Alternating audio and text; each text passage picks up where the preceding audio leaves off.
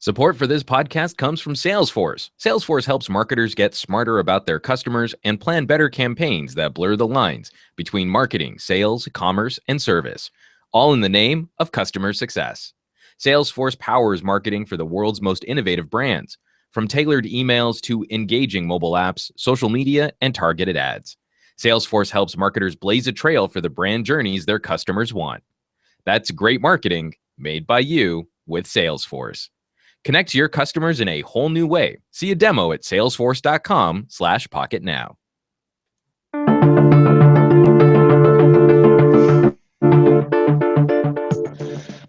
It has been a long week. You're tired, and so am I. But I work for Pocketnow, and we still have not put up a podcast this week. So that means we're going to do it here. We sit down, having brought our Downeaster to the table, crack it open. Oh yeah, that sounded good. And let the good tech flow. Huawei has a new mate in town, while the mobile side of Windows is a fluster on a Friday. We chat hopes and dreams of the overseas and the overambitious. And then we have more alcohol. We're glad you joined us after dark for episode 225 of the Pocketnow Weekly. This is a once-a-week podcast that usually flies on the day side, but nonetheless talks tech, mobile tech, smartphones, tablets, wearables, and the gear you wished that could pull you out of a pickle back while you were in school.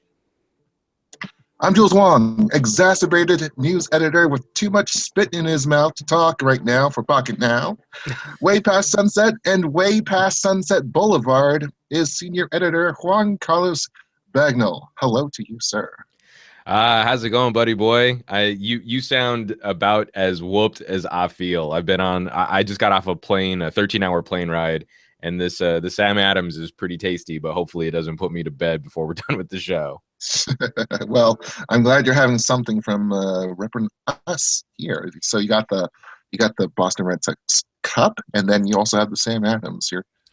You should definitely just move over here, I think. Well, I used to live out there. My dad was stationed at Hanscom for a while. So like when your first major league ball game is at Fenway, you can't not be a Red Sox fan. That's mandatory, man.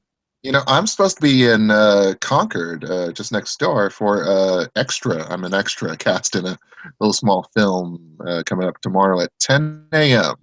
Right. So this is going to be a great show, and then I'm going to have a great sleep, and then it's an hour-long commute on a train. But you know what? We got to get there somehow. So let's start with our Huawei friends. So we're talking about the Mates. Friend, buddy, colleague. It's the Huawei Mate 9, and I'm pretty excited about that. Juan Carlos, you got your your grubby little hands on them. I'm just molesting this phone like crazy while we're recording this thing, because this is now another device that's sort of in the running for one of my favorite releases of 2016. And that's the standard version, right? You didn't get the chance to right. No, we did not get the fancy Porsche design. So here's the deal. I had the opportunity to fly out to Munich to do this event. I really want to thank the folks at Huawei for helping us with some of the logistics and getting out there. They were very helpful in getting us out there to talk about their products. And I got to shoot the event with our editor-in-chief, Anton. Tony was out there. And if you people don't know, Tony is a fanatic about Porsche. He owns a Porsche, and he's just like, he is on board the Porsche brand. So when it was announced that they were doing a design partnership with Porsche Design, I don't know that I've ever seen him salivate over a phone more, especially because in the past he's always been a Sony fanboy, like legit hardcore Sony fanboy. So if we had gotten one, I can guarantee you it would not have gone to me. He would have snatched that phone up. He never let anyone else look at it or touch it. I mean, he was really coveting that phone hard. You give the €1,400 phone to the editor-in-chief. It's good to be the boss, right? Yeah, seriously. So tell us, let's start with the base tax on this. We're talking about what Kirin, is that the Kirin 960 on it? It's the Kirin 960. And actually, if you want, I mean, I just got it hooked up to my Wi-Fi here. I've been using it mostly as just a camera, but I'll throw some benchmarks down. I'll load some up if you guys want to do that throughout the podcast. We can Flashing talk some those numbers. benchmarks while we're sitting down at the bar and you're pulling out the phone and you got, oh, let me show you all the numbers on this thing. Well, right. Well, so my hypothesis is, and maybe it'll be borne out if we're playing around with the phone during the podcast, but the Kirin 950 and the 955 were actually really great multi-core performing chipsets. For those apps that really take advantage of multiple cores, I found the Kirin 950s to be very competitive. They haven't always been the best graphics performers. So supposedly with the new Mali GPU in the Mate 9, sorry, the Mate 9, that's supposed to be something that they're addressing for better performance. But I really think that what we'll see are single core benchmarks that maybe fall behind the Qualcomm, and then multi-core benchmarks that exceed what the 820 can do, and then hopefully some better graphics numbers. So 4 gigs of RAM, we're talking about still a full HD 5.9-inch display on board. And that Mali G71 GPU, that new thing that is getting all the excitement with your benchmarks right now, right? Oh yeah. Well, and like I said, like almost all of this has been about, for me, I cracked it out of the box at the event. And the first thing I did, of course, being the camera snob, was I started shooting a bunch of photos and videos with it. And I'm already very impressed with the camera module as it stands. We obviously need to do some really in-depth testing to see where it lands opposite like the P9. What's changed from the P9? We can tell you the specs, but how that actually what that actually results in real world performance, we still need to play around with it a bit more. But the new video, the 4K video, is surprisingly good. Really? So, all right. So, I mean, we'll just give the specs anyways, because, I mean, the big difference between the P9, which had the first like endorsed dual camera system, and the Mate 9 is that it had both 12 megapixel sensors, and one took color, one took a monochrome image, and then you combine data from the two to make a sort of hybrid. This time around, you get a 12 megapixel color and a 20 megapixel monochrome sensor. Which, are they the same size at all? The sensor sizes, or are we talking different, sort of areas? As far, so we did the press conference with the Leica team. We actually did sit down and speak, and we spoke to some of the Leica engineers that were responsible for influencing this design.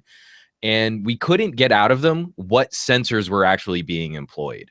So we knew what Sony, I can't remember what they are now, but we knew what Sony sensors were in the P9. We don't know exactly what sensors are in the Mate 9. But from what I've been able to gather, we're still dealing with two very similar sensor sizes, two very similar focal lengths on the lenses. They're not doing the trick that Apple and LG do, where one sensor is sort of a normal view and the other sensor is either used for zooming or for wide angle. It really seems like Leica's influence on the software for this phone is all about up and down sampling information. So there are a lot of modes, like the new hybrid zoom isn't a hybrid of different focal lengths. It's a hybrid of two image sensors, one much higher resolution, oversampling information, then cropping, and then downsampling again to achieve a higher quality output. So now, this phone. Oh, go ahead. I was going to say that I know that you don't have much time with the phone, so you don't have the extensive I guess information to tell me this. But have you played the tested out raw capabilities just yet? Are they taking 2 raw files this time? Because I believe, correct me if I'm wrong, P9 took 1 raw file from the 2 sensors, right? Well, so because the color sensor is the one with optical image stabilization, the raw files are still being pulled from the main color sensor. The monochrome sensor really does still seem to be the support sensor. So your main exposure is coming from your lower resolution sensor, and then detail and exposure information is being painted in from the higher resolution monochrome sensor. And then we get back to having a monochrome mode, which I believe, I can actually try this out in just a second. which I believe is just utilizing the monochrome sensor, but that does not have image stabilization on it. So this is a very interesting and a very intricate balancing act between a number of new technologies that the P9 did not have. OIS, new software settings like the UHD video is using H.265 compression, so they're trying to keep the file sizes a little bit smaller. And, I'm very impressed at what your initial results found, because just having the OIS on just the color sensor, am I correct? Mm-hmm. And having such smooth video as you say, I'm wondering where's the black magic in this? Well, I mean, but that's what I think is so interesting about this partnership. We know Leica isn't actually making the camera sensors. The camera sensors are probably Sony's. We know Leica isn't making the glass. I've already forgotten the name of the company that's actually grinding the glass, but they seem to be very hands-on with the design of this hardware and the software which is powering it.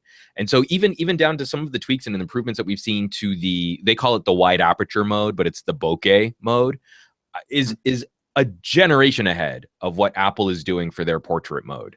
I mean, I only got to play with it for a little bit. Streaming down the tweets, and it was just totally. Bulky balls everywhere. Well, and I'm not talking about Pikachu's. Oh, Pikachu's bokeh balls? That sounds like a totally different kind of dirty podcast. No, it's what's exciting is for Apple's solution, because I think Apple has done their portrait mode really well, but it is focused on just this one idea of taking a nice portrait, and you need a lot of light to do it. And Huawei's wide aperture mode achieves a better software rendered background blur, is better at refocusing after you've taken the photo because of the depth information from two sensors that are the same. And you don't need to just use it on a person. It's not dependent on having the best light. You can use it whenever you want. So it really is an exciting software tweak. It's a processing trick. It's not like you really have, a really high quality prime lens, but for a software processing trick, it does the gig really well. Yeah, so, I mean, there's a whole bunch of tricks that just sort of, you throw into the right bag, which is, which might be the Mate 9. We'll have to see in our review. Right. But, it's, you have to have the right bag for it. I think, this is showing good signs of it. I do want to talk about how this compares to the Porsche edition. Yeah, we should just tell the differences. Yeah. Yeah, so I mean, we're talking about basically iPhone priced main model, the Mate 9, so about 700 euros, mm-hmm. 675, I guess, maybe for the US if it ever comes here. And then we have this. We have the Mate 9 Porsche design first look, in which did you give the subtitle "Sexy Curves" to it?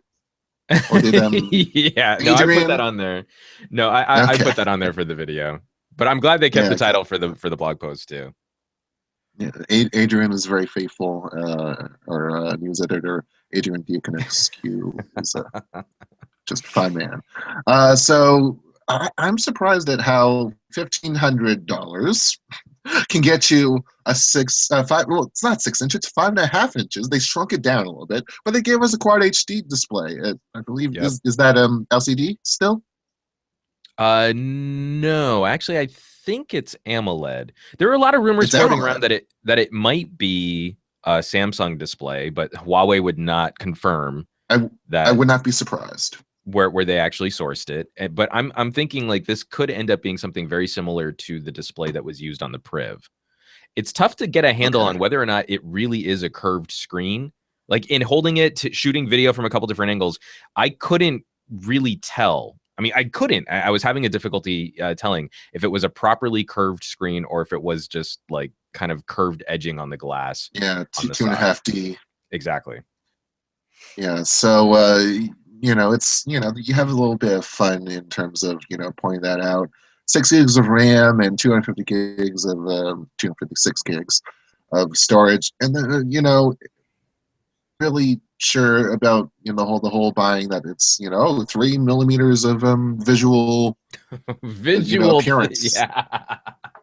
You know, I'm I don't know so what to make of this. it's difficult for us because for people who would be listening to this podcast, and you and me, Jules, I feel we're probably a bit more critical about the bang for buck of a product. We want nice looking gadgets. We want fashionable, stylish looking electronics, but there are certain price triggers. So when you come out with this phone and you say it's a 1,359 euro phone, we are apt to feel like, well, we need to demand a lot of that device. We need to demand a lot of that phone. But I really feel that there is a market to satisfy those individuals who are emotionally tied to certain brands or to certain design firms. Like if you were a fan of Porsche, the Virtu market. The Virtu, exactly. So it's cheaper than a Virtu, like, okay. Yes. But so and I think our editor-in-chief Tony is a perfect example. Like, he's actually excited about this phone. This is a phone that this design company, sort of the branding, the labeling, everything would match his car. Like that goes hand in hand with owning a premium product that you're sort of emotionally invested in, not just, oh, this is the thing I get all my work done on. So it definitely carves up the market in kind of way that the smartwatches do. You can get a Huawei smartwatch, you can get a Gear S3, or you could get a Tag Heuer. Now, the Tag Heuer is going to cost like 5 times more and will probably do less than an Android, another tech company's Android Wear watch, but that's not why you're buying it. You're buying it because it's a Tag Heuer. So those kinds of things, like I feel there is room to make a limited edition emotional premium purchase device. But it's the little things like I for one, I think in handling both of them, I'm going to prefer the normal Mate 9 for little tweaks like the fingerprint sensor being on the back of the phone. For a big phone, especially one that's made out of metal, I kind of like the hand feel on being able to unlock the device without having to shift it around in my hands. That appeals to me. So there are little usability issues where the more expensive phone is actually the design I'm going to like a little bit less. But then, like I said, you've got someone like Tony who's just like, I don't care. It matches my car. I want it. I think I'm going to put you in a tough spot in just a few stories time. Where, talking about. I'm totally game. I'm a third of the way through this beer. It's going to be hilarious. That's going to be great. So there is one more thing I do want to address with the Mate 9. That is software. We're talking about a new nougatized EMUI, and we're also talking about, and those are the two. But if there are any buzzwords in mobile tech in 2016, you could argue maybe late 2015, but is machine learning. I do not. Explain. Okay, definitely. Let me jump in. So Huawei was making a lot of noise at this press conference about how our devices age. This is going to be something I'm really interested in looking at when we do an After the Buzz. Because, in coming back to the series, there are some phones that continue a level of performance really well. And then there are some phones where they sort of the performance degrades over time. So Huawei is taking steps to address this in EMUI. So EMUI is their skin, which in the past we've been pretty critical of because in the past it's been a very odd balance between Android organizational elements and an overall UI that feels very much like an iPhone. And I think those two cultures clash more than they succeed. So this variant of EMUI, I feel they've worked really hard to simplify the number of menus and clicks. So from our pre-briefing, I don't know if they actually said this during the press conference, so I can't remember, but you shouldn't have to be any more than 3 clicks away from any setting or control that you want to operate on your phone. And again, in very early usage, that seems to be borne out, that they've tried to minimize how much junk you have to travel through to get something done on the phone. But really, their big thing is trying to customize elements of Android that run underneath. So one, they actually have a hardware secure element for people who are concerned about security. Like some other phones that have been released, you can have a hardware element security protect a closed folder on the phone. You can hide certain apps under a layer of security that you need to unlock and verify before you can get into that. So I think that's a positive move. And then the I machine will learning avoid the aspect. exploding smartphone to say Right. BlackBerry. Well, well, yeah, I mean, like a couple companies have been working with secure hardware elements, but I feel like, especially for the Porsche design, symmetrical curved front and back, there's a specific phone which I think that design was a reply to. But so the machine learning thing could potentially be one of those elements that EMUI could bring value. I know a lot of people are going to like stock Android. A lot of people are really going to like what Google has to offer on the Pixel, which is sort of stock plus Google's customizations. But the machine learning idea is, over time, the phone should do a better job of learning your behavior in how you use the apps you use. So, like, for example, if you open up Twitter and you often open up Instagram after you check Twitter, the phone should learn that those are apps that you like to use in conjunction with each other or in close proximity to each other, and will start priming the resources for the CPU and the RAM to make that performance a little bit smoother. At the same time, they are supposedly backing off of how strict the RAM management has been on previous phones. Like on my Honor 8, you have to manually whitelist every app that you don't want to be instantly killed when it goes to the background of your phone. That was a pain point of just having those, continuously pop up. Oh, totally. And that with certain updates, you would occasionally have to go back in and recertify that you wanted this app to run in the background. So now, hopefully, we haven't been able to test this, but hopefully this means that you don't have to go through that kind of stuff anymore. The phone will do a better job of anticipating your resources, and then on the garbage end, the phone will also do a better job of freeing up resources. So especially when you're deleting information off of your phone, that the phone will do a better job of scrubbing and defragmenting your storage so that you're still running as smooth as you were when the phone was brand new. So again, there's a lot of potential here. This is all stuff that runs on top of Android. So there's every opportunity for them to screw something up. But if they are able to execute some of this, I think that is a value add to EMUI. Whereas in the past, I've felt EMUI was something that you had on the phone. I did get over, yeah, and you would try and hide it or get rid of it. I like my Honor 8 despite it having EMUI, not because of it. But the Mate 9, that could actually be something like, I like this phone and I like this skin for what it brings underneath. It's like in the early days of TouchWiz, where Samsung really tried to pioneer low power modes. Like, I think they were one of the first manufacturers that did low power modes really well. And then Google started incorporating that into Android. Whether or not you liked TouchWiz, you would have to deal with TouchWiz to get some of those really good under the hood goodies. And so if EMUI 5 brings some really good under the hood goodies, then I'm going to be okay with some of the theme elements that I think look kind of silly, but the software is running really clean. I'm going to be happy. Good in the neighborhood, then you know that you're definitely not at a certain chain restaurant. So I get, you already answered my question, but I'm going to ask it for obviating the need to, being redundant. So it's safe to assume that you'll be on EMUI 5 for the duration of your review period. Yeah, I'm actually going to stick with it for this review period. I know I caught a little flack for, actually I caught flack for both the P9 and the Honor 8, where I mean, after the unboxings, I would flip over to Nova Launcher instead, and people would get mad at me for not really reviewing the phone, but I really did not like EMUI 4. EMUI 5 gets us back to a more traditional Android notification shade. It very easily replaces the app drawer for people who want an app drawer. It's not difficult to find, or you don't have to install a separate theme. It's now just built into the Huawei Home launcher. So that's better. Those things make it less painful for me to use a skin that does have some pretty significant customizations. But all of the basic pieces are back where they should be if you're a fan of the Android UI. So it seems like a reset for them in terms of it's a significant shift. Yeah, definitely.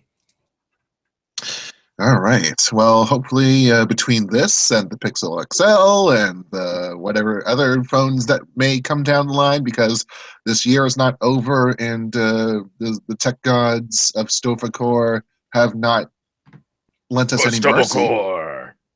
We're going to have to see how far along we can get.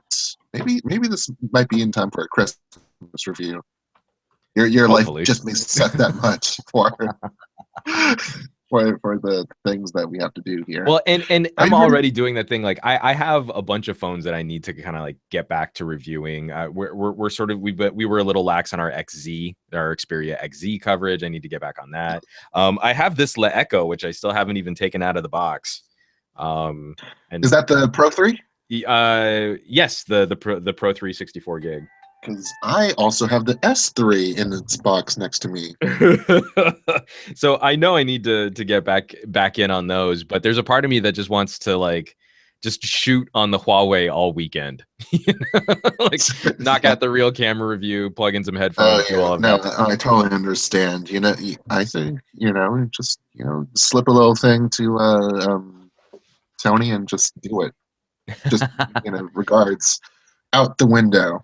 Are you ready to review the news of the week that you probably might not have had the chance to read? I was trying to catch up. Thankfully, it was a really, really long Uber ride from LAX back to the Valley.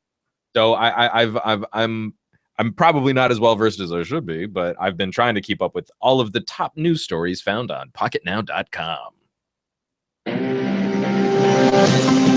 Well, I'm glad to hear that. So, let's see what's next here. This thing. So, I was kind of mad at Evan Blass, who is the leakster of all the internet lands for mobile tech, and he initially posted a leak of this neat-looking concept phone. Maybe we were left guessing what it was. It was a very vague tweet that he put out. So he mentions this. Well, let's describe the picture. It's a wafer thin smartphone, seemingly made of matte materials, and the bezel factor is just almost crazy not there. So, and it's running Windows 10 mobile, and there's only like a Microsoft. It doesn't seem like an OEM device. So we were sort of left wondering, what the heck was this? Was this a Microsoft Surface phone, maybe? Mm-hmm. And that went against from ZDNet's Mary Jo Foley that, hey, we might not expect a Surface phone until 2018. So having this pop up from Evan Blass, who says, powered by a laptop class Intel processor, would this have blown your mind? Well, this is it's already blowing our minds just by the looks. So having maybe a Kaby Lake or a Skylake processor inside would just be crazy. Mm-hmm. This afternoon, and then later on this evening, while I was spitting out my coffee, just looking at this next tweet, he updated it by saying that it's just more than a concept phone, and that we should stay tuned. And in other pictures, we're seeing it being used as maybe a lap dock or something wirelessly connected, being used as a camera, of course, used for maps, and then maybe possibly for but we don't see the wires or the dock necessary for that. Just weird lifestyle pictures that don't really show, if anything, that this phone can be extended out to other monitors or other arms. So I just want to get your hot take on what's going on here. What do you think this may be, if anything, close to a Surface phone? Well, I mean, obviously that's what we're going to turn to first, because it doesn't look like any other manufacturer's hardware that we've been playing with recently. And this does seem to me to take on some of the design cues that we've seen from the Surface team. I think it would be really interesting to see Microsoft deliver a phone where the only I/O port would be a single USB-C. For this thing to be so thin, that would be a way for them to get rid of the headphone jack.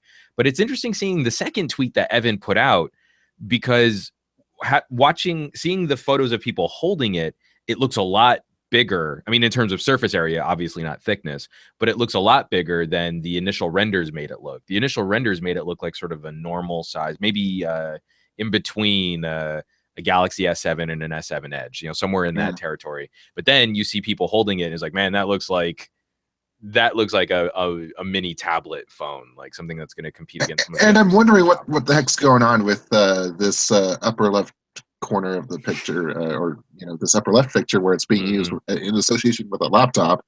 And there's apparently a different phone, because the corners are more rounded as opposed to the sharper edged device that right. So even their renders aren't really consistent if this was going to be more than just some kind of render.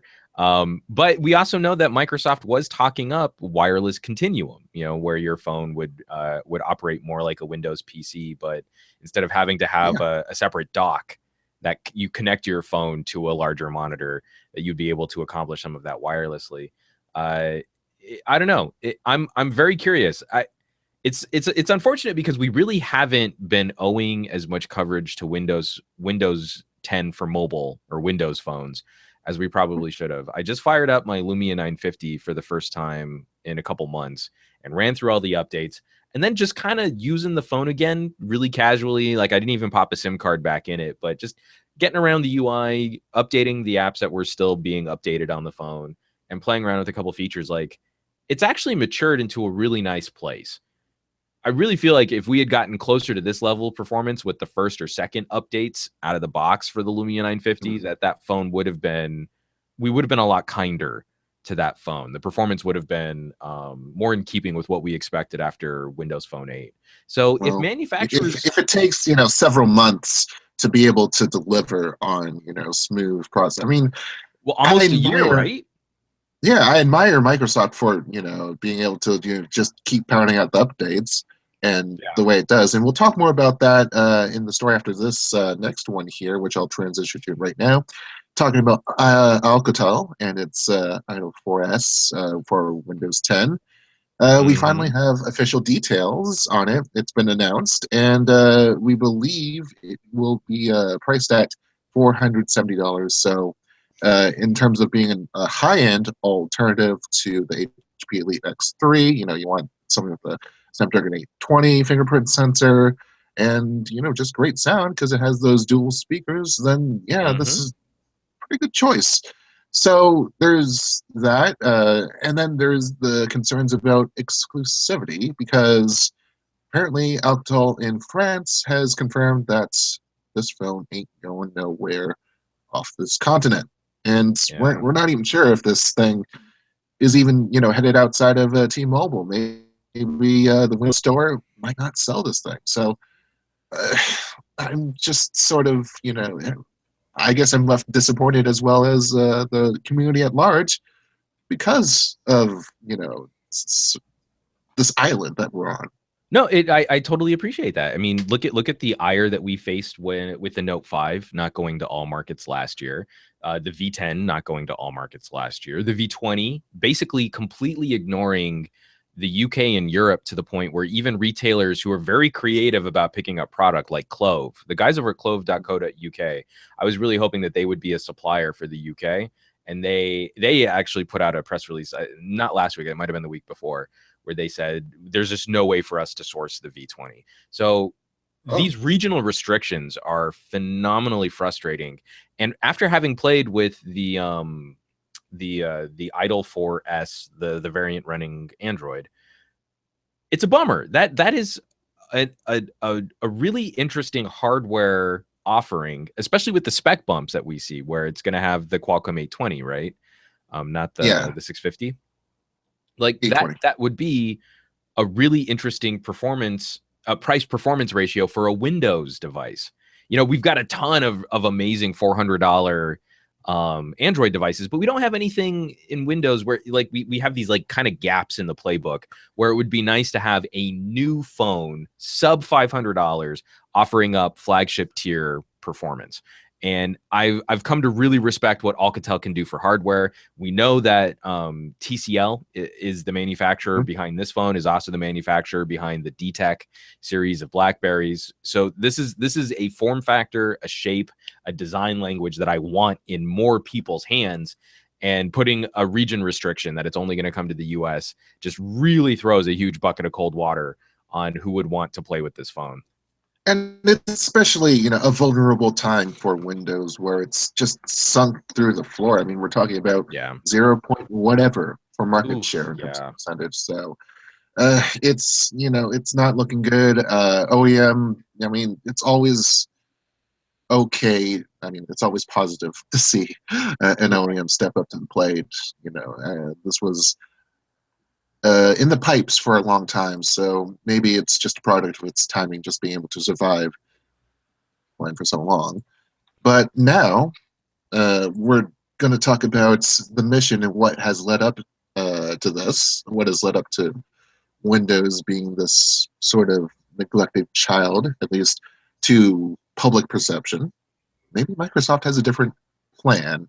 And we saw Terry Myerson, who's chief of devices in Windows, talk to ZDNet's Mary Jo Foley about what wants to do with Windows on mobile, because frankly, you have to be on mobile to survive in this age. And Myerson admits it as such.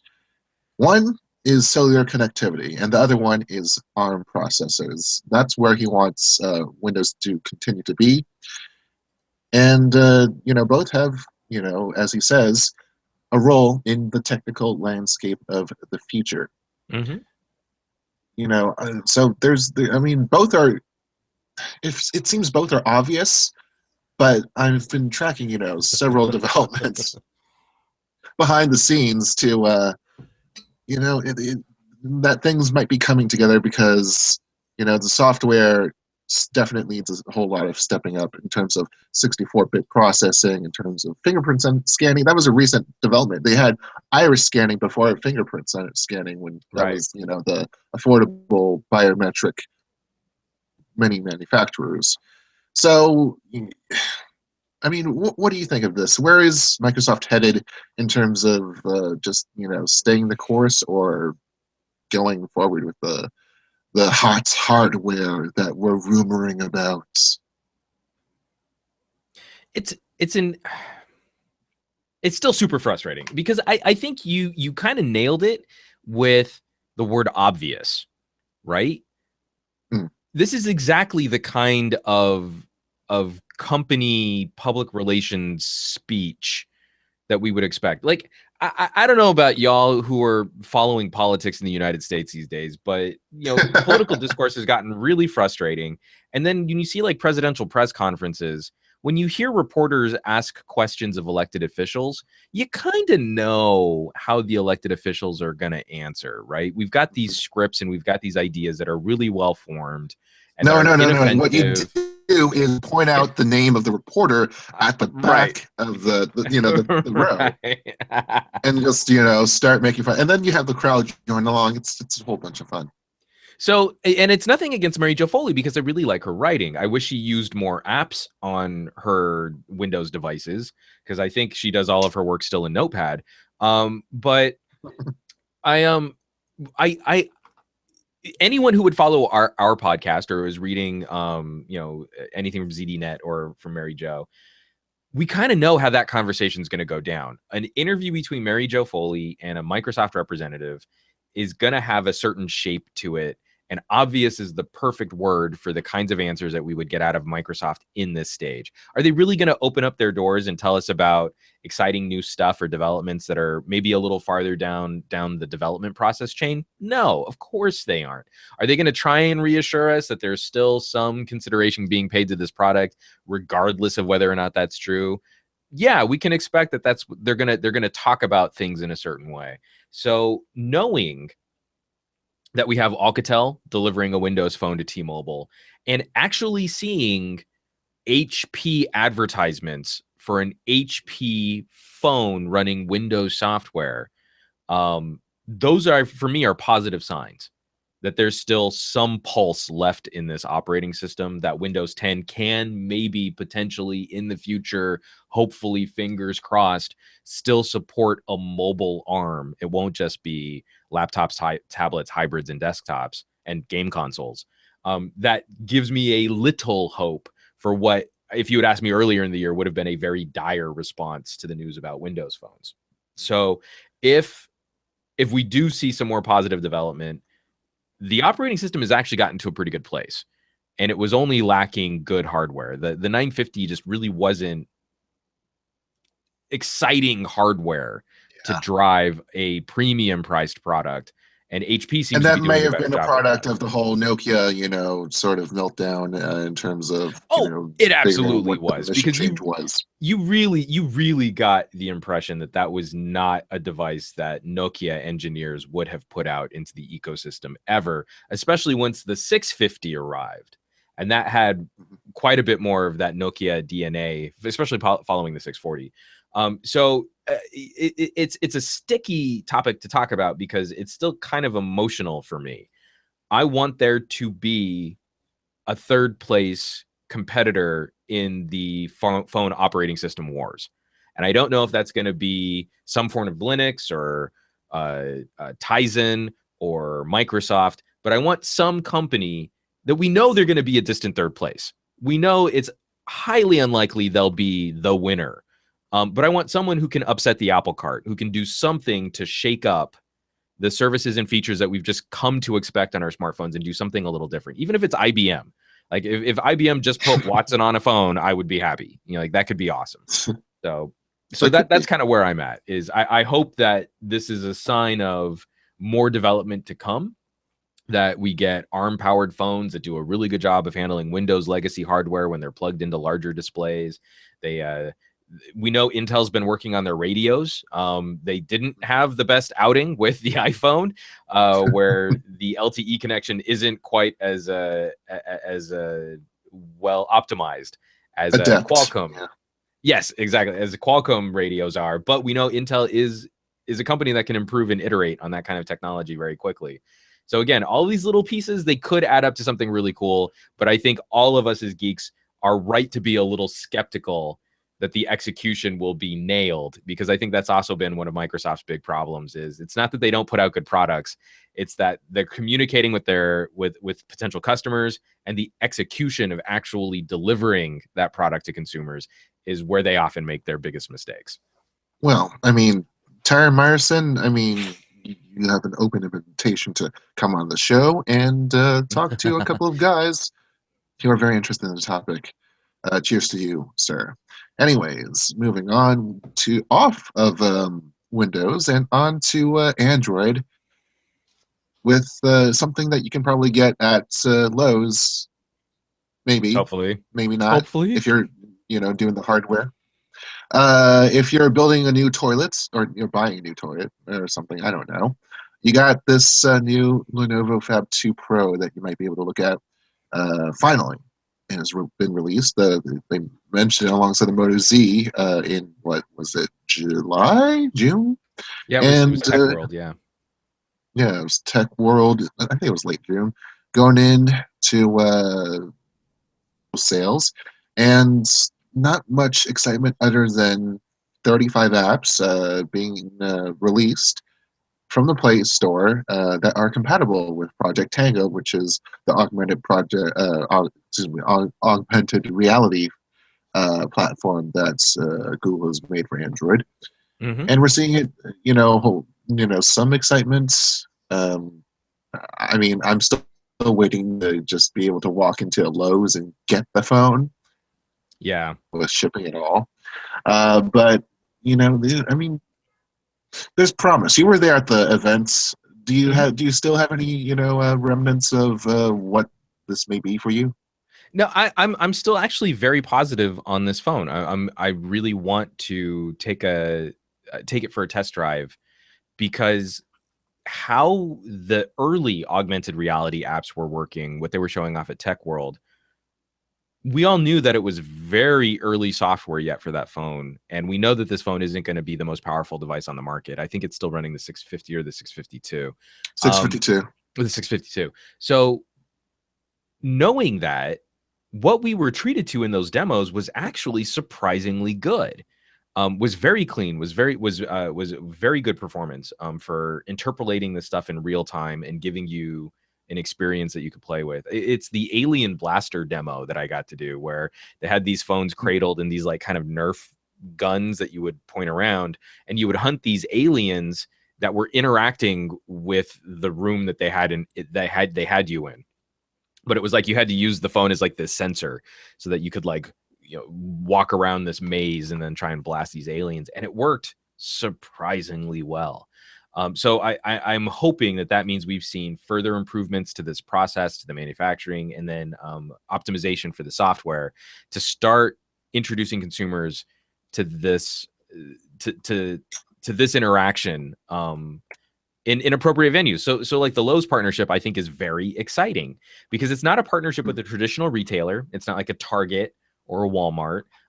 It's not going to be a Best Buy. I think it will be at Best Buy, but Lowe's is like their big name brand partner, because you're going to not sell this as a gimmick. Like, I think VR still has a difficulty in the market for mostly focused on the entertainment aspect of virtual reality, where I feel that there's also a number of opportunities for education, for healthcare, other markets that could take advantage of putting screens up on your eyeballs.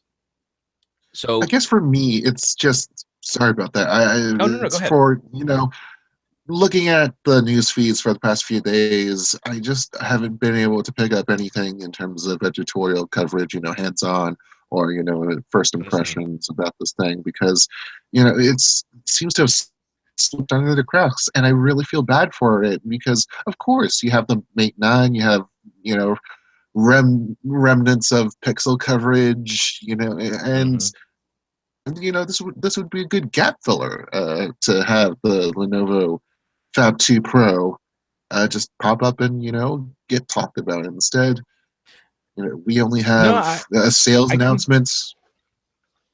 I completely agree. And it's often very much a talking point that we will levy at a number of manufacturers in how do you communicate what's new about a product to a consumer. And I feel a number of companies are they seem very reticent to go out there and strike up a conversation directly with consumers.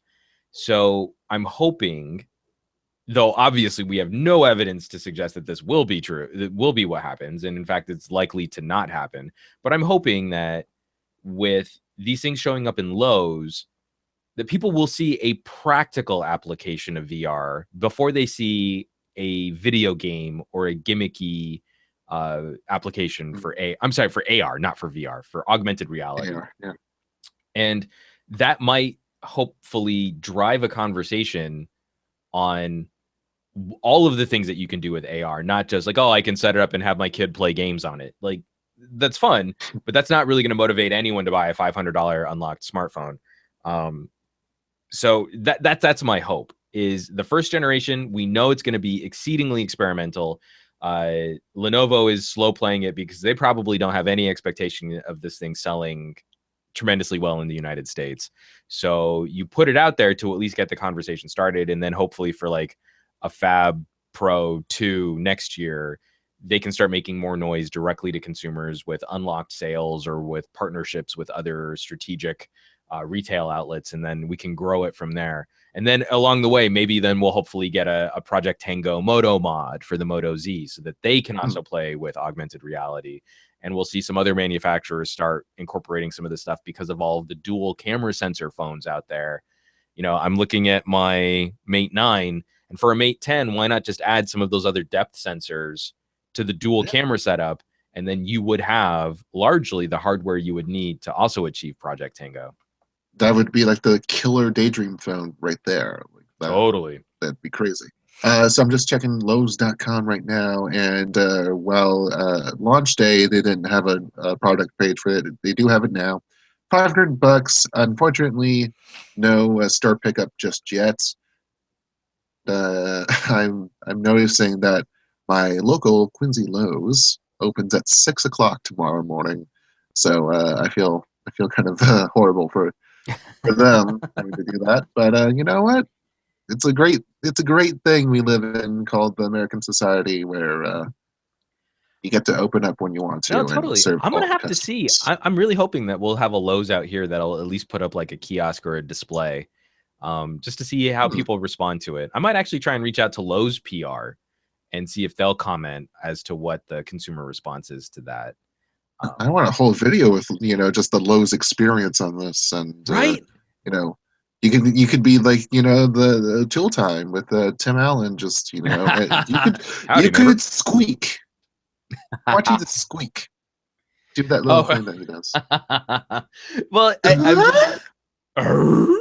just. No, it's oh god, that's terrible. Tim Allen's a funny dude. I can't pull that off at all. No, it's I just think there's something so interesting. Like when I was describing the dinosaur app that we got to play with, where they like did the thing and like, okay, and here's a T-Rex.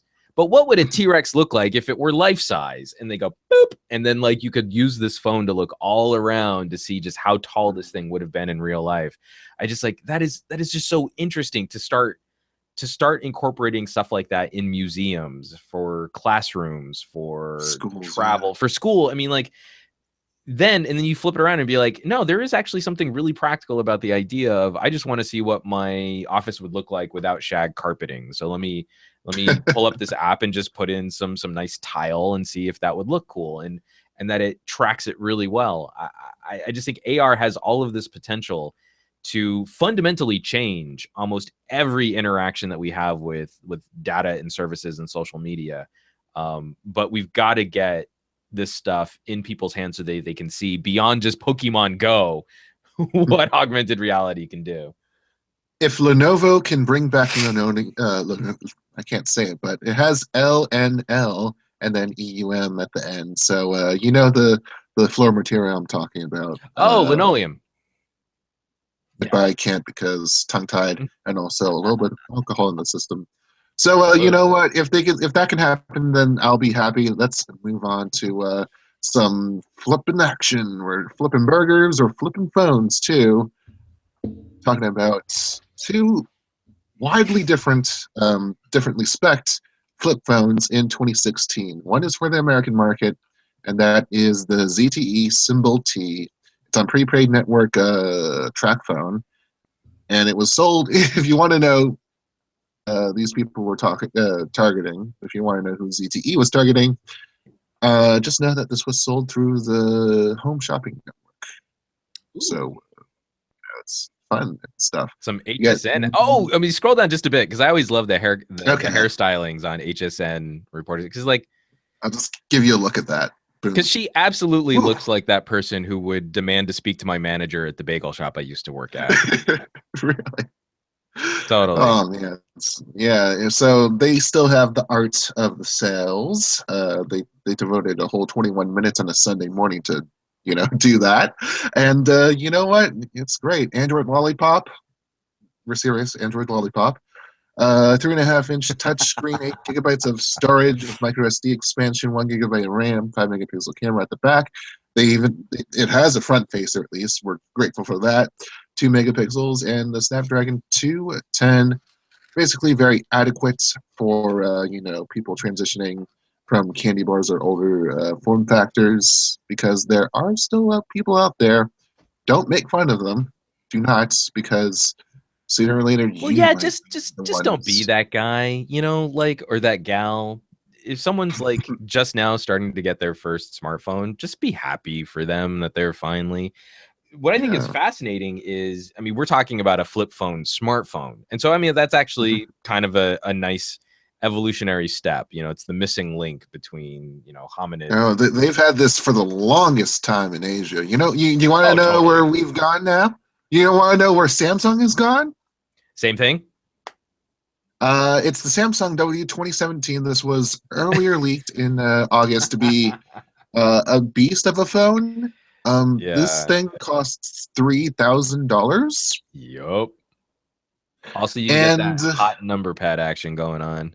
oh yeah, hot number pad, 2 screens, 4.2 inches, AMOLED, full HD, both sides, and it even has the stupid little always on thing that's been debated for trademarks, and Right.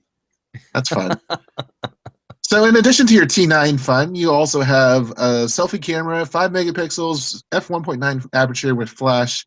You got a rear camera that's 12 megapixels that can do 4K footage, because of course, 1.4 micrometers, is that? Or A micron. You just say micron. micron, yeah. Dual pixel focusing, f1.7 aperture, because you need all the f points to, get that bright picture going with that flip phone. Samsung Pay, MST, NFC, fingerprint sensor. Why not? Holy cow. And also Come 64 on. gig of storage with a dual SIM hybrid configuration that supports micro SD cards too, all in a friggin' flip phone. Yeah, of course. Why not? I mean, this has been done numerous times in the past, and it will continue to be done by Samsung and by other. I think it's been mostly Samsung, because if you remember, there was the Galaxy Folder. Remember that? Remember Right. I when do we remember called something that. a folder for a flip phone? that was a great time. Well, but then also, I US mean, like the thing I gotta respect though is that, I mean, there's no USB-C. But for this price point being what it is, it's kind of the same conversation we were having with the Porsche design Mate Yeah, 9. that was what I was It's about limited to draw back edition. to you. Yeah, it's a fashion statement. It's an exclusivity piece. There's something unique about it beyond just like the capabilities of the hardware specs. So I understand where something like this fits in the market. Like that actually makes sense to me. It just makes me cranky, because if I could have a phone with that great, like with actual high end specs on it with T9, why can't I get like a really good sideways QWERTY slider anymore with top end premium flagship specs? Well, you'd have to call it, I don't know, like the sandwich or something. Gotta have a stupid Right. name The Samsung for a Galaxy phone. BLT, and then it's delicious. No, half a ham sandwich. And have a ham sandwich. Perfect opportunity. That should be one of my things for the Pocketnow drinking game is you have to finish your drink whenever I Okay, say hold on. something Let me just worth finish my drink. half a ham sandwich. All right. So real quick, I did run scores on a Galaxy S7 Active. This is Geekbench, so this is just one benchmark. So the Galaxy S7 Active with a Qualcomm 820 scored a 1682 single core and a 3855 multi-core. The Huawei Mate 9 with the Kirin 960 scored a 1930 single core, so that's 300 points higher, and a 5511 for the multi-core. So that's 13. That's like 20% or so? Yeah. Oh, okay. So it's like 30%. That's, more than 30%. It's a 30% multi-core improvement over the Qualcomm 820 in my Galaxy S7 Active. So cooking. It's gonna do well. I mean, I was a fan of the 950 and the 955, and it looks like the 960 is gonna be a nice little bump up. What would have been a great transition, but I guess that it was great to know that the benchmarks were hot. But I was going to mention USB, micro USB, the fact that it lacks that kind of USB-C. jacked you up, didn't it? Oh, sorry about that. And but we'll make the transition over to Apple with its dongles, and the unwillingness to make sure that you treat your customers nicely when they buy an expensive new MacBook Pro, Right. and you have to make them pay $50 each for an adapter to all of the VGA, HDMI, the things that you need, because you're Apple. Because you're Apple. No, someone actually did it. I wish I could find it, but that's actually similar to the one that I saw on Twitter. The photo at the top of that blog post. Yeah, that's the exact header where they use. Yeah. So like Apple's like the biggest blossoming market for Apple right now are cable adapters for all of their various products. Okay, so I'm still actually because I got a little hate mail on another podcast where I was talking about the new MacBook. And I'm still going to side with Apple on this one. Eventually, the USB-C connector is going to be used for everything. And I absolutely appreciate the concerns that some people have losing the SD card slot, not having a legacy USB port. But already having used a Thunderbolt port on my new Razer, I want everything to go over to this new cable connector. So I've been investing in new cables for all of my gadgets and electronics, and I'm very much on board moving over to this because I think it is going to be a proper standard. Literally, only the iPhone will be the sole gadget which will not utilize USB-C in some way. So I totally understand the frustration with all of these adapters and splitters and things that you need to do to get some of your old cables supported. But so quickly, we're going to move over, and I think USB-C connectors are going to be phenomenally better for everyone out there. But it's just a bummer in the short term. So, in order to relieve that bummer for just a little bit, they're going to have a sale through the end of the year on all of their adapters from USB-C. $10, $20 off, $6 off. Any Lightning cables or Thunderbolt 2 cables or full USB cables or the adapters that you need, and that's fine. But first of all, if there's some way that there's going to be a USB-C compatible camera storage medium, then by all means implement that right away, camera manufacturers. Otherwise, I'm still hating on Apple. What do you mean by camera compatible? You mean like a USB-C card reader? Just plug. Yeah, no, not even just a USB-C, to replace a card. A USB-C dongle you just stick in right, like a battery, like that. Oh, okay. I get you. And there's also the statement that Apple put out, which I'll read in full here.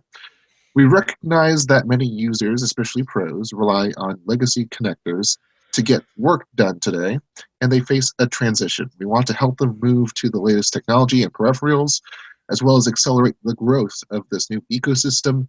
Through the end of the year, we are reducing prices on all USB-C and Thunderbolt 3 peripherals we sell, as well as the prices on Apple's USB-C adapters and cables. And, just using the word legacy connector, because right. terms, the Lightning port is a legacy connector just by default. But it's still being actively used by, you just introduced an iPhone with a Lightning connector. So it really doesn't look good in terms of that, in terms of moving forward, how fast Apple wants to play this off in terms of saying bye. Accessory, like I talked with the Chris Davies about this, and we're talking about how accessories manufacturers are just they just acquainted themselves with. Wait, when was it with the 6 that Lightning came on? No, the 5. iPhone 5 the 5 was the first for Lightning. The 4S was the last phone with the 30 pin. 30 pin.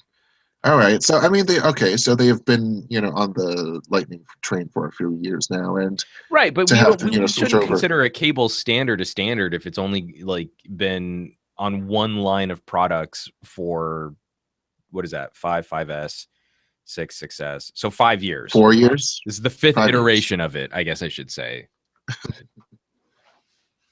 Yeah, so but in terms of that made for iPhone or made for iPad or whatever the heck, because USB-C is a little bit more standard, Thunderbolt 3 not so much, but just having that connector standard, and are they going to be able to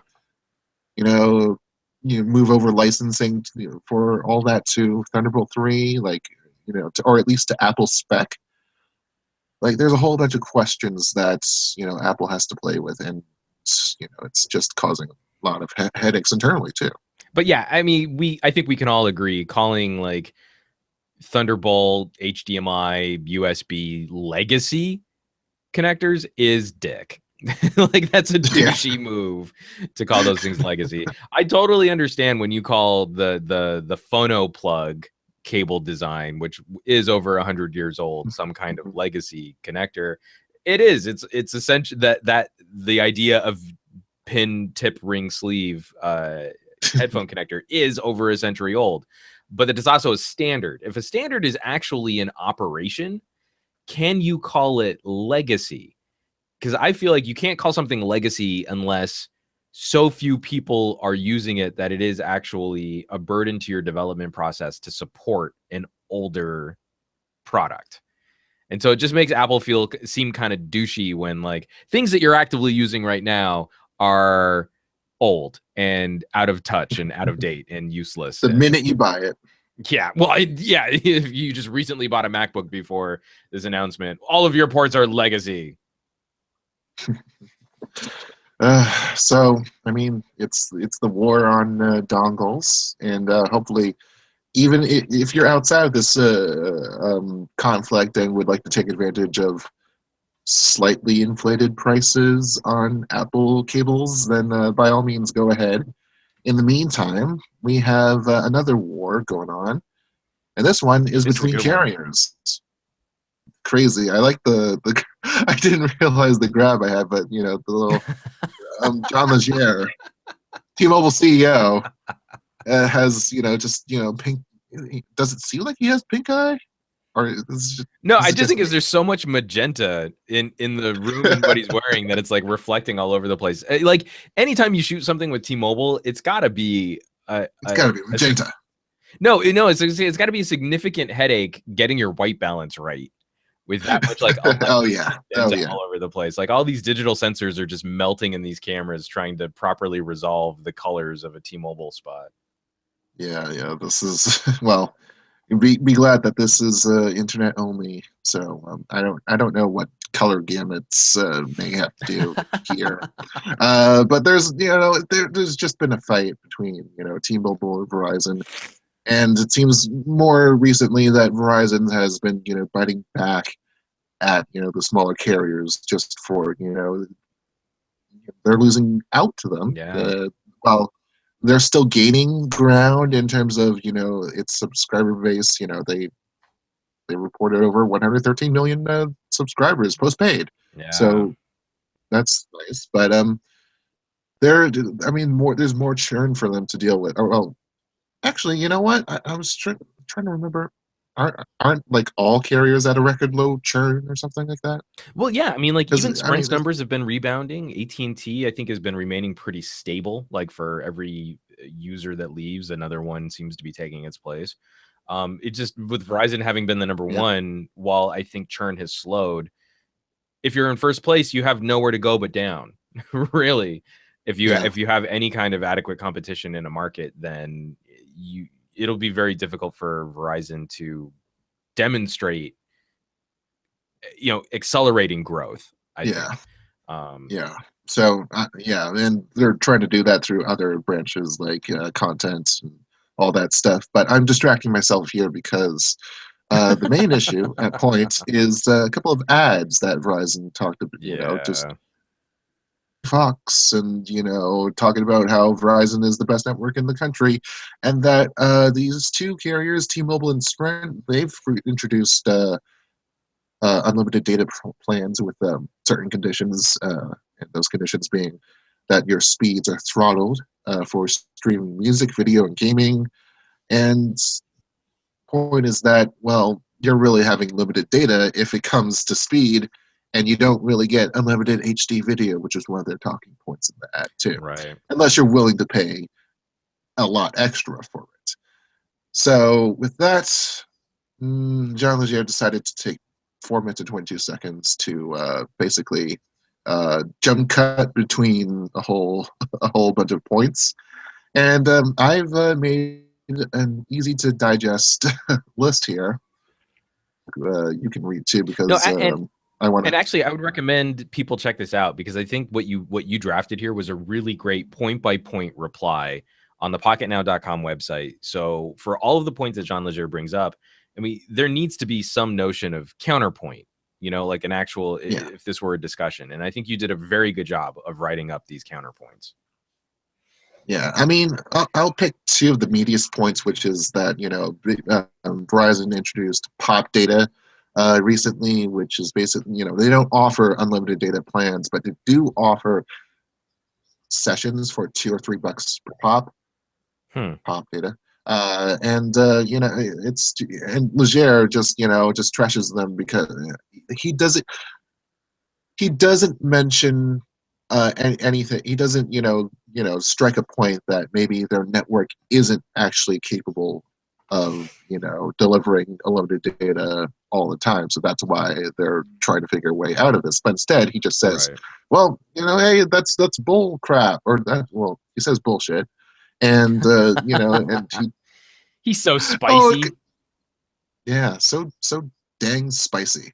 And then, you know, he disingenuously throws out like, "Oh, it takes $2,880 if you wanted to pay a Verizon, you know, unlimited data plan on these 30-minute sessions." That's okay, great, the comparative scale, but you know, it's kind of disingenuous and not suited to Verizon's purpose here.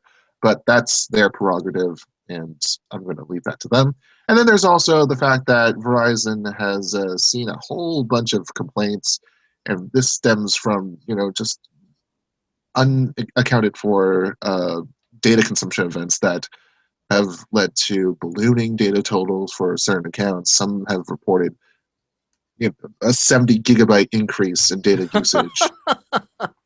Yeah, nothing wrong with your reporting there, especially with customer transparency being such a vital aspect to having metered or capped data. And Verizon just mentioned, oh, hey, maybe it's iPhone's Wi-Fi assist issue that, you know, moves phones off of Wi-Fi Yeah, to maybe that's save power. Maybe, yeah, and that they say that the problem is not systematic on our end, and that we'll be working with every customer to you know, deal with their bill as, you know, they should. And you know, I seriously, again, that's it's just Wi-Fi assist, because if not, where, like, you're only talking about Verizon. All iPhones have the Wi-Fi assist. So if, you know, if we're only talking about Verizon, I assume there must be something else going on here. So there's that, and then he ends up with a little, you know, John Leger ends up with a little "Don't get Verizon" new egg to get rally people around, and then also a bunch of other, you know, poster ads that they'll do for marketing. Yeah, it's fun. Well, you know, you're always getting for a fun ride whenever Jean Leger points his face right at a camera to take on a topic like this. You know, I think his name is actually Ledger now that I've been saying it, and then you say it, and then it's just, I don't know. I've probably always been saying it wrong, but I've also historically been terrible at pronouncing anyone's names. So we'll just call this par for the course. No, it is very telling though, because again, like I would say, I would highly recommend people go check out your write-up, because I think you did a great job of balancing the Verizon commercials, if you've actually embedded some of the commercials against Jean Leger's response or Ledger's response, and then your bullet points is, you know, why this might not be an oranges to oranges comparison that John's making. But also, I think it's very telling that if Verizon is making commercials focusing on T-Mobile, that there is something to be worried about there. You know, like it's funny that with Verizon's commercials, there is that little feeling of where there's smoke, there's fire. You know, there's a little smoke here, and maybe I might not be always getting the best deal on Verizon just to have the network that Verizon boasts about. And I think the one thing that you might be able to give some credit to for John is that he shot this video at an Albuquerque call center. Yeah, Mexico. He did. 505 represent Duke City Stompers in the house is what I'm saying. Yeah. Go Lobos. Everyone's a Lobo. Woof, woof, woof. No, it's and also the best Mexican food on the planet. Sorry, Mexico, but it's New Mexico. Totally has you beat. So I always go for Christmas. Well, actually, I think it will probably be out on the East Coast for Christmas. And I don't mean the trips. Oh, right. I don't mean trips. But I'm very jealous of John having all of that phenomenal food in the desert skies and the mountainous sunsets, because there's something really romantic about Albuquerque as you start getting into the winter months. I really want to go to the balloon fiesta for. Oh, dude, it's so much fun. What we should do is like try and do like a Pocketnow outing where we spend. Yeah, let's do meetup in Albuquerque instead. I love it. I'm on board. I like this plan. All right, let's convince Adam Down and Adam Z Lane and everyone else to put a plane ticket to get there. All right, let's move on from that overseas instead of across the country. Let's go overseas to Foxconn and to Sharp. In specific, they're basically a subsidy of Foxconn now. The Japanese display maker has been, toying with the fact that, it could possibly, provide OLED panels to Apple for future iPhones. Now, little doubt at this point that Apple's going to make an OLED iPhone in 2017, and that Samsung is basically the only manufacturer that can provide the scale it needs to, supply all the iPhones needed. So there's a game now for 2018, and that's where Sharp wants to come in. And with them being coupled to the biggest iPhone assembler for Apple, they have a lot of star power they can, or capital that they can use, and they sort of hinted at this stipulation where we can make screens in Japan, we can make screens in the U.S. because if Apple or our customer, if our key customer demands us to manufacture in the U.S., is it possible for us to not do so? Well, that got me wondering, because if you're just Sharp and you're displaying, you're manufacturing OLED displays, you still have to send those back to an assembler somewhere. And that led me to think that maybe instead of having to ship it all the way out to Taiwan from the US, maybe Foxconn could come to the US as well, get a package deal going on. So, yeah, that's my thinking about it. So, what do you think? What do you think in terms of? No, that's an interesting hypothesis, is especially with all of the conversation happening right now. I think it would still be a plan unlikely to happen because of some of the workplace protection minimum wage laws that we have here, that Foxconn would still be unlikely to do a move like trying to set up some kind of manufacturing arm in the United States. But it's not completely outside the realm of possibility that especially what you were saying, if a company like Apple were to suddenly declare like, hey, we want manufacturing to be done here, either Foxconn has to say, okay, well then we'll just give up this really lucrative contract, or they go to Michigan and say, hey, you want to make phones? We can do this. And they just have to play ball with whatever like Teamsters might be out there, if those Teamsters unions in that area haven't already been broken. No, that's actually a really interesting hypothesis. If the price is right, I mean, they can do anything if the price is right. You just hey, minimum wage, fine, we'll do that. Labor, OSHA, all right, we'll work with you. Like, I mean, anything for the for Apple, which provides them with good business. So.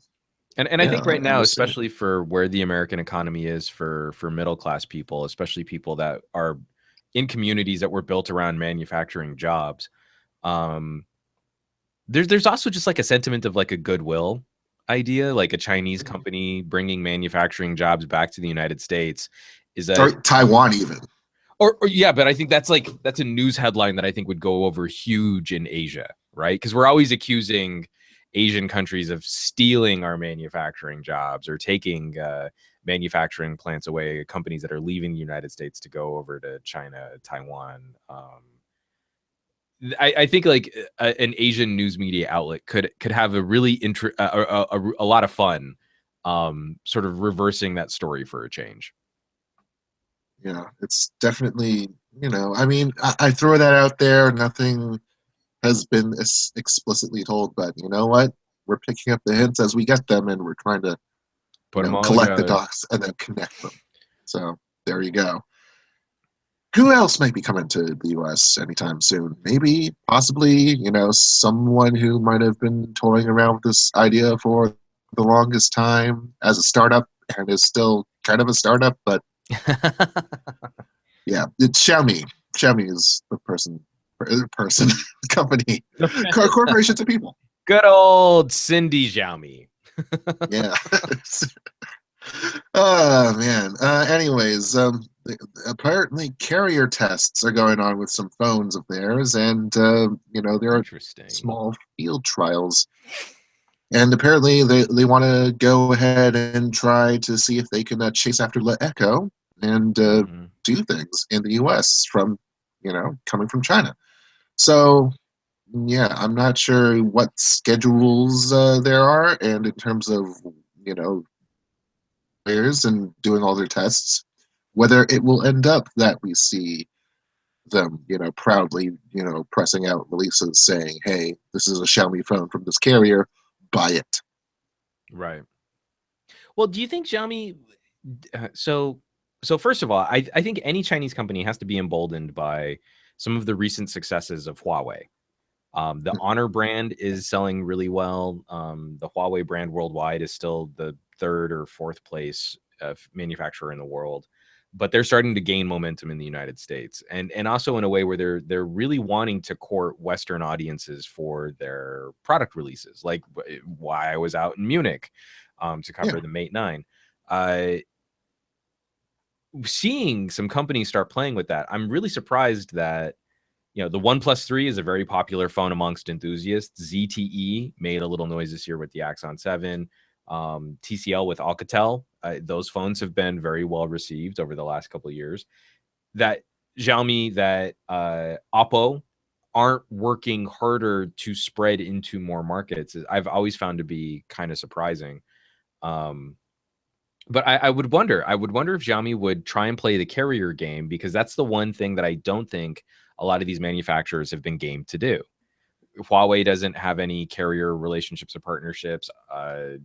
The Honor brand is its own unique thing, so they're not going to work any relationships with the Honor brand, because that's just sort of outside the scope of that company. But OnePlus 3, ZTE, they're not in carrier stores.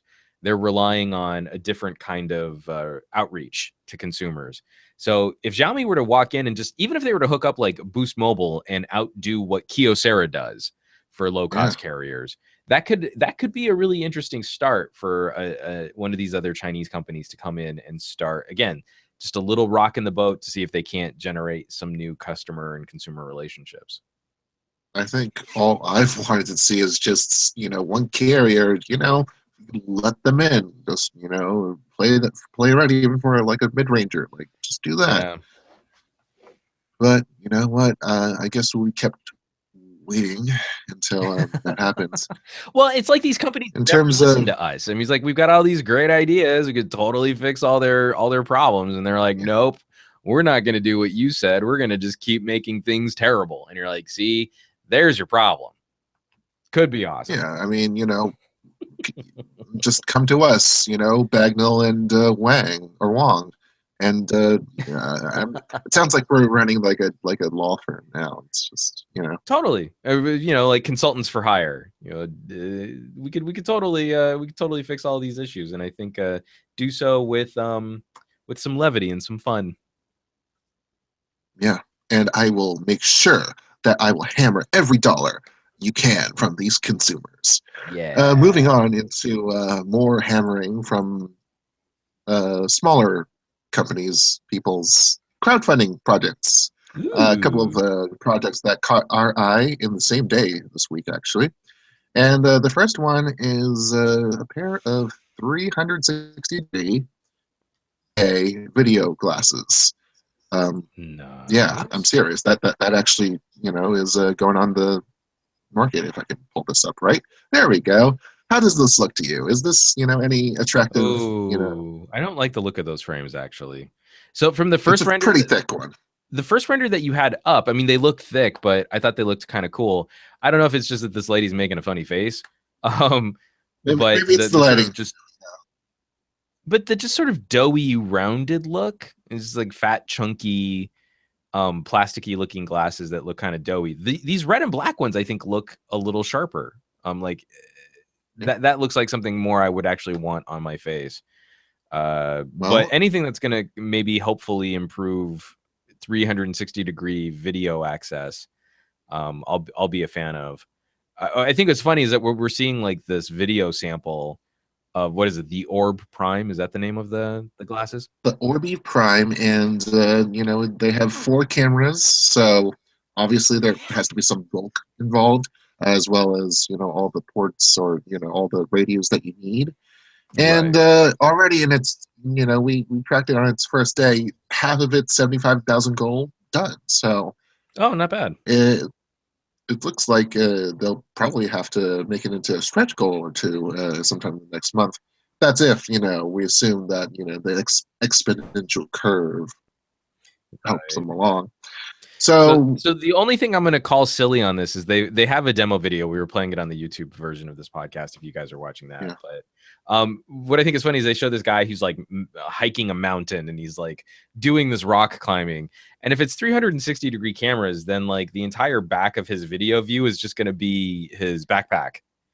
Like it's going to be, you know, not great. And that is one of the only stumbling blocks with 360-degree video, is like really thinking not just about, oh, I want to point my camera at this thing and I can capture my subject. It's more, I need to be aware of where my camera is in space because it's capturing 360 degrees around me. And it's really easy to get crummy looking video when like something is behind you and you're not really paying attention to it. So there is a recording bias towards the upper hemisphere, where it's a complete hemisphere, and then there's 60 degrees of, you know, round, you know. I'm not sure how I feel about that. Yeah, it's a different way, and, you know, I mean, you're putting these glasses on the top of your person when you have a whole bunch of body down there. So I don't know, maybe that works out somehow. But you know, there's going to be supposedly, you know, you don't need mounts or rigs for this. It's compatible with all multiple helmets for safety. So if you're climbing or whatnot, 90 minutes of recording time in one charge, and if you have a 128 gigabyte, should last you for 3 hours total. Water resistant, it's IP64, which means that you're not getting, you know, dipping resistance, and you're not getting ingress, but you're getting weatherproofing, I'll say. So showers at 60 degrees. And, you know, it's just making sure that, you know, after you record your action excitement, that you're able to wirelessly connect and share all that footage. And there's an inbuilt, the app has an inbuilt editor, as well as desktop availability. And there's also, you know, real-time multi-layer video stabilization too. So that's fun. Also, polarized adaptive lenses, which I can appreciate because I don't want to be seeing half an orb of white take over the screen. Right. From the sun. No, that would be bad. So there's that. What was the pricing of this? $399, I think, or $499? I don't know if is the actual. I was going to say, I think the retail is going to be $499, but that the $499 is standard. $349 is the early bird. They have $329 still for exclusive early bird, and this launched at the maybe Tuesday or Wednesday. So I'm surprised that there are still 60 left.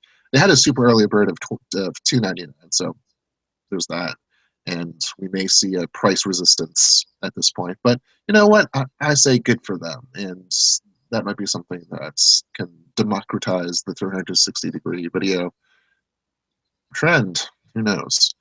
In terms of our next friend here, in terms of switching over, do you have the link ready so that I don't look stupid in padding out this transition so that we talk about this? Because I'm just trying to find it, and it looks very much like a faux Zero. You know about anything about how the eye works? No, I actually, this is one of the few stories that I didn't read up on as probably as well as I should have. But the fauve is Is So this a basically, cool it's a virtual Vive. reality? It's one of those rifts, but instead of having to deal with controllers, I mean, you could deal with controllers, but what if the only UI you had to do was with your eyes, just looking into, like, making eye contact with the person, or in a video game, like just making the experience that much more immersive. Mm-hmm. What would you say to that? Well, okay. So I mean, I appreciate what it is that they're trying to accomplish, and some of the marketing that they're putting behind this. But this is another one of those, like, I want to see how this works in real life. Like, at IFA, we got to play with some eye tracking and some head tracking monitors from Acer, and the operation is actually really cool, but they still did introduce lag. So in the middle of trying to play this game, especially if you're a first person shooter, and the monitor is responsible for translating some of your head and eye movement to what you see on the screen, you're probably going to die a lot in those games, because just that little momentary consideration that the computer has to do to figure out what you're doing with your face and your eyes means that you're kind of gonna be kind of behind. So I'll be really curious to see, like, when you move those kinds of sensors and technology into a headset, actually that might improve the recognition of the gesture of moving an eyeball. But I'd still Yeah. be curious to see, like, how does that actually implemented by the developers of the software that are trying to take advantage of that hardware. Well, supposedly we're talking about low latency stuff. I mean, this actually has gone past its crowdfunding stage and is now in a, official availability at Oh wow. $5.99. You reserve it by, what is it, Monday? No, next Wednesday. Excuse me, November 9. So it supports Steam VR, OS VR, open source games on Unity, Unreal, and Zenko.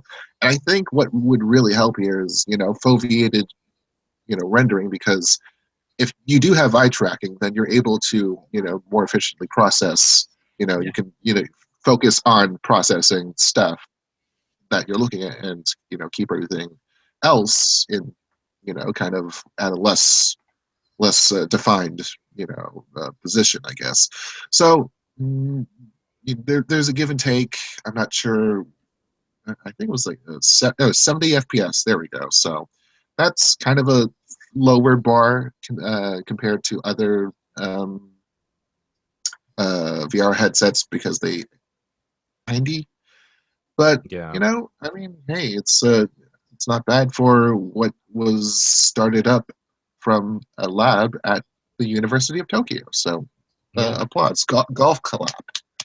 Boom. No, totally. Right there. Well, and also, I mean, what we should expect are more manufacturers and companies coming into this space to offer high quality solutions. This isn't just like a Gear VR style solution.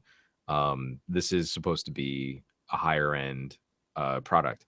So, I mean, even just reading through the specs, like what their minimum graphics cards are, everything seems like it's pretty much on point. I guess I would wonder, is the 100-degree field of view, is that as wide as what you get on an Oculus or a Rift? Yeah, I That don't. Yeah, I think I it's can't about remember. comparable. It's like lower three digits. So Gotcha. yeah, it's not going to be like human for human range for the Vive even. So But there's that we have to deal with. it's an interesting idea though, and especially at that $600 price point, because they're obviously trying to position against the Vive and the Oculus. They are at least bringing something different to the table. It's interesting watching these fights happen where the Oculus controllers are finally coming out, but the Vive ships with controllers and sensors for room and position alignment, and that this is at least doing something unique in bringing something different to the VR space, where if this pupil tracking really takes off for game developers, or if it's easy to incorporate it in games that didn't have it specifically built for that method of interaction or control, uh, then that could also be a compelling third option for a high quality VR. Hmm. And finally tonight, it feels awkward saying finally tonight, because it feels, I guess, awkwardly appropriate. But finally tonight, here is something that shows us the sign of the times. Yep. I'm not sure if I had a script, I would be able to like, put more impact into my read, and I don't know. Anyways, mobile. No. See, this is Pocketnow After Dark. So you probably hear how exhausted, intoxicated I am right now. So no, I think we're doing pretty good, all things considered. So okay, roll with it. I know. Well, I wanted to celebrate, Walter Cronkite's 100th birthday by being a little bit more, kind of sober, as opposed to me right now. But no, we do a podcast, so no, quite the opposite, in fact. On this historic occasion where we see mobile internet usage surpassed, I can't even speak. Basically, mobile internet usage 51%, desktop 40%. This is the first real, occurrence of this shortage where mobile internet usage has outpaced desktop, and we got really close apparently a few months ago, but there was a little bit of resistance there, and now we're finally, properly crossed over, past the mark. In your thoughts in few words. No, this absolutely makes sense, and so for people like me who are more prone or more apt to build a workstation, there are always going to be people like me who have very specific needs for what a home PC should be. But I'm also using it for more specialized work, more and more specialized work. I'm far more likely to pick up my phone to tweet than I am to go to my computer in my home to tweet. And so I think we should absolutely be like looking at this data and saying, yes, this is what should be happening. Data and services better incorporating themselves into our daily lives. And we still have huge, significant issues to solve with how we use smartphones, both from a technology standpoint and from an etiquette standpoint. Right. But ultimately, this is progress. I think this is good. And my future workstations will become more and more honed and specialized for very specific tasks, while my all-rounder usage can be handled by a variety of other smaller glowing rectangles.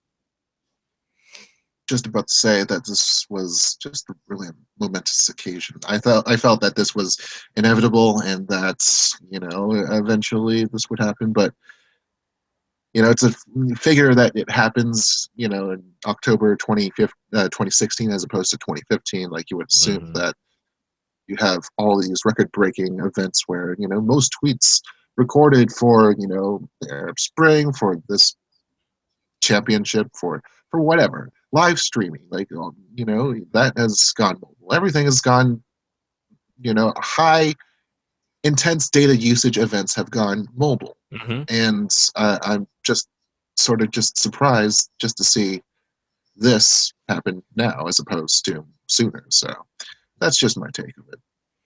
Yeah, but but we're geeks. So we always want stuff to be faster, sooner. Let's get this done. No, let's get it started. Huh? Oh wow, no, we don't. We definitely don't want to suffer the copyright strike for that song.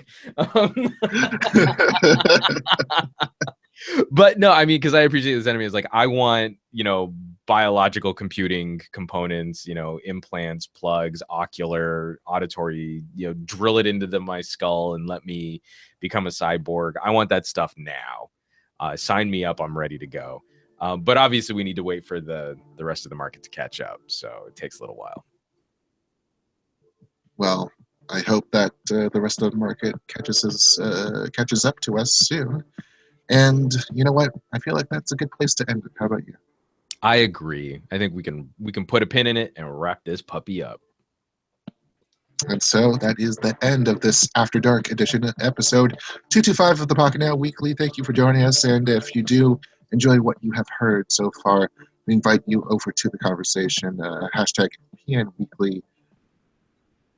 We promoted it at the start of the podcast, but you know what? We forgot to do that. So, join us next time and join us live next time and talk to us with that PN Weekly hashtag on Twitter. You can also write into us at podcast at Pocketnow pocketnow.com. It's where your listener mail is really appreciated. We've been running a little bit low. We would like to talk a little bit more during the holidays about what your concerns are, what questions you might have. So definitely write us in, podcast@pocketnow.com. And we're on Twitter too. I'm at Point Jules, and I'm just insane. And Juan Carlos Bagnell is at Some Gadget Guy. At Pocket Now on Twitter, Facebook, Google Plus, wherever the heck that we do our business on the social medias. And you know what? We wouldn't be here if it wasn't for you. So thank you for listening. Thanks to our sponsor, Salesforce. You got to have the extra S after sales. And you know what? We'll leave you on this lovely image. If you're listening to this, then you should look at the picture on the rundown of this Southwest Airlines attendant burning up in her costume, Halloween costume. That was this week of a Galaxy Note 7. Absolutely savage. I loved it. We'll see you next week.